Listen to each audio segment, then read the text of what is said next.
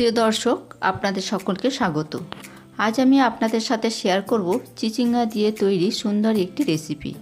এটা ভাত ডালের পাশাপাশি রুটি দিয়ে খেতেও বেশ ভালো লাগে। তাহলে চলুন আর দেরি না করে শুরু করে দিই আজকের রেসিপি। এর জন্য এখানে নিয়েছি একটা বড় সাইজের আলু, 3টে চিচিঙ্গার গা চেঁচে লম্বা লম্বা করে কেটে নিয়েছি, 7-8টা রসুনের কোয়া কুচি নিয়েছি, 6টা কাঁচা পাকা লঙ্কা আর নিয়েছি মাঝারি সাইজের 2টো পেঁয়াজ আর 2টো ডিম। এখন চলে এসেছি রান্নায়। প্রথমেই একটা ফ্রাই প্যান গরম করে নিয়ে এর মধ্যে দিয়ে দিলাম 2 থেকে 3 টেবিল চামচের মতো সরষের তেল। তেল গরম হলে এর মধ্যে ফোড়নের জন্য দিয়ে দিলাম গোটা সরষে 1 চামচ আর একটা শুকনো লঙ্কা।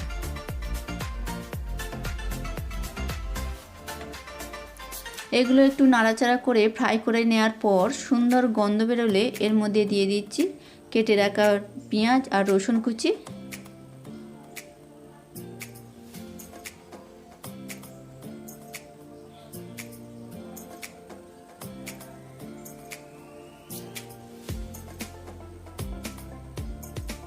এখন এই পেঁয়াজ আর রসুন মিডিয়াম ফ্লেমে নাড়াচাড়া করে 2-1 মিনিট ভেজে নেব,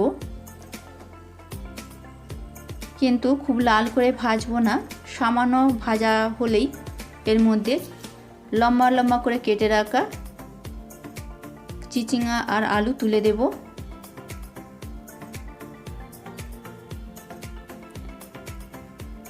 সামান্য ভাজার পর সবজিগুলো তুলে দিচ্ছি।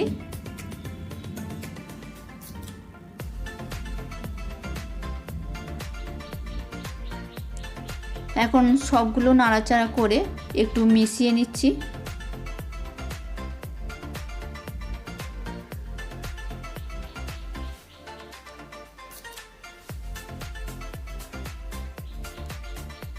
এখন এর মধ্যে দিয়ে দিচ্ছি পরিমাণ মতো নুন আর এর সাথে সাথে দিয়ে দিলাম 1 চামচ হলুদ গুঁড়ো।